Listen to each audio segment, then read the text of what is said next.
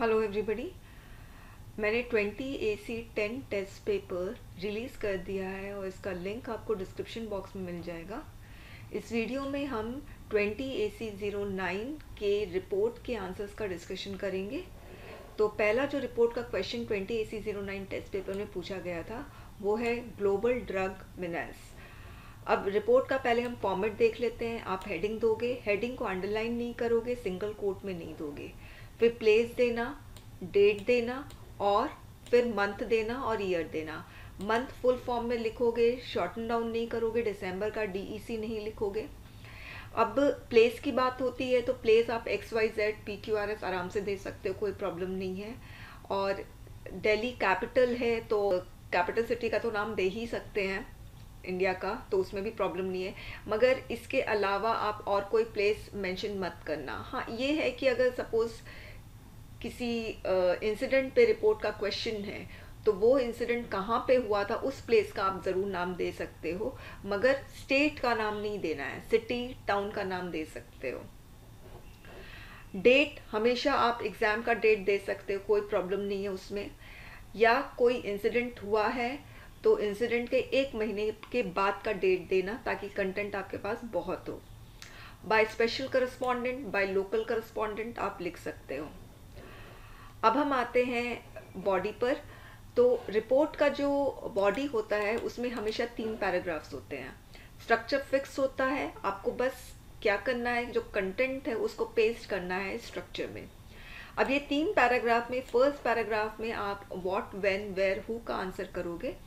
Second paragraph में Y, effect, consequences. और third paragraph में आप एक्सपर्ट का ओपिनियन दे सकते हैं, रिएक्शन दे सकते हैं। रिपोर्ट में कभी भी आप अपना सजेशन, अपना ओपिनियन मत देना। अब हम कंटेंट देखते हैं।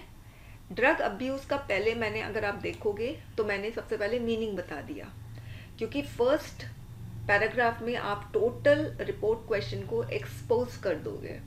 तो मैंने मीनिंग बता दिया, फिर मैंने कुछ ड्रग्स के नाम भी दे दिए यहाँ पर। उसके बाद मैंने वर्ल्ड ड्रग रिपोर्ट 2020 का डेटा भी दे दिया। क्योंकि ड्रग अब्यूज़ है तो क्वेश्चन है ग्लोबल ड्रग अब्यूज़, तो ऑब्वियसली आपको वर्ल्ड कंटेक्स्ट में आपको डेटा देना पड़ेगा। तो मैंने दे दिया कि 2009 से 30% का इंक्रीज हुआ है ड्रग कंजम्पशन में।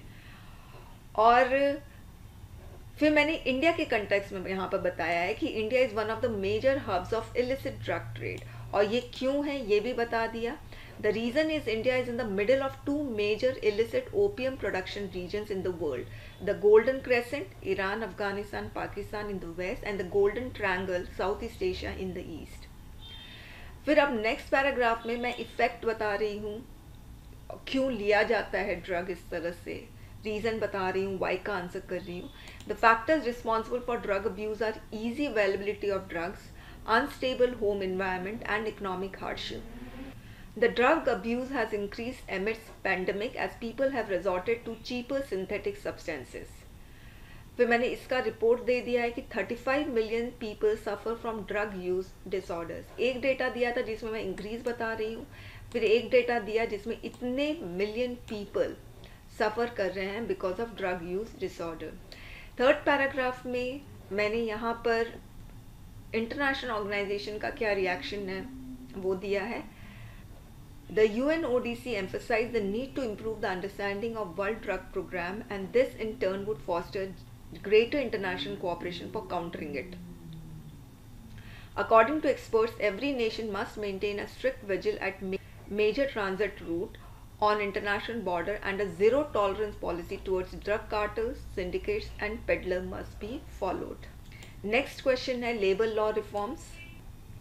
तो मैंने यहाँ पर हेडलाइन दे दिया, डेट प्लेस दे दिया, बाय स्पेशल करस्पॉन्डेंट लिखा है। लेबर लॉ क्या है वो बता दिया मैंने यहाँ पर। It is a body of laws which deals with the legal rights of restriction on working people and their organisation. और कितने लेबर लॉज हैं वो बताया, 200 state and over 40 central laws. फिर गवर्नमेंट ने क्या किया, 4 लेबर कोड बिल्स प्रपोज किया जो एग्जिस्टिंग लेबर लॉज जो इतने सारे हैं उसको रिप्लेस करेंगे।